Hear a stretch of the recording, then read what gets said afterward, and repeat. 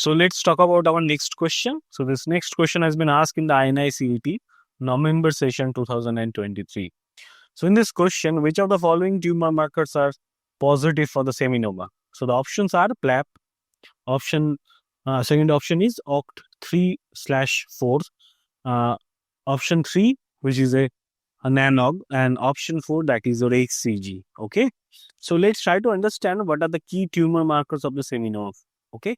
So here your PLAP, that is the placental alkaline phosphatase. So it's a very sensitive immunohistochemical marker for the seminoma, right? So it's a strongly positive seen in the subseminomatous tissue, often used for the diagnostic purpose. Then we have the OCT3 and OCT4. So this OCT3 and OCT4 basically a transcription factor expressed in the pluripotent germ cells, right? And it's a highly specific and sensitive for the seminomas as well as for the embryonal carcinomas, because they arises from the pluripotent germ cell in that case. Also your NANOG, that has been co-expressed with the both OCT3 and OCT4 because of the pluripotency marker in the same cases. And it has been seen in most of the germ cell tumor, including seminomas in that case. Okay. Now your HCG. So look, your HCG is mildly elevated in case of 10 to 15% cases. Why? Because there is a presence of, like, in 10 to 15% cases of seminomas, they basically associated with the syncytiotrophoblastic giant cells. Okay. And from that syncytiotrophoblastic giant cells, you might gonna find the HCG positivity in that case. Okay.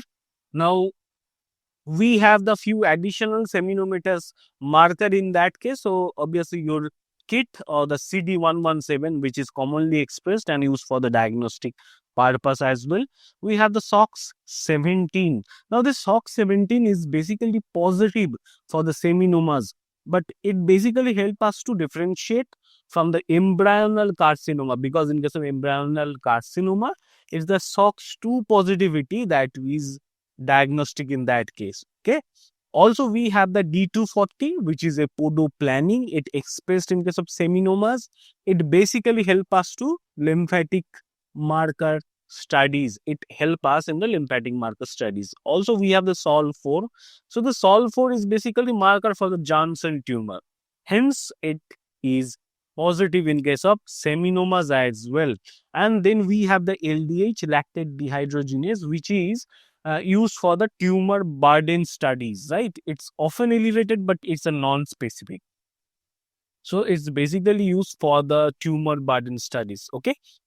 So from this question, we can easily able to conclude that yes, in case of seminoma, PLAP, OCT3 or 4, and the NANOG and HCG, all these 4 markers are seen to be positive. That means your answer is going to be option D, right?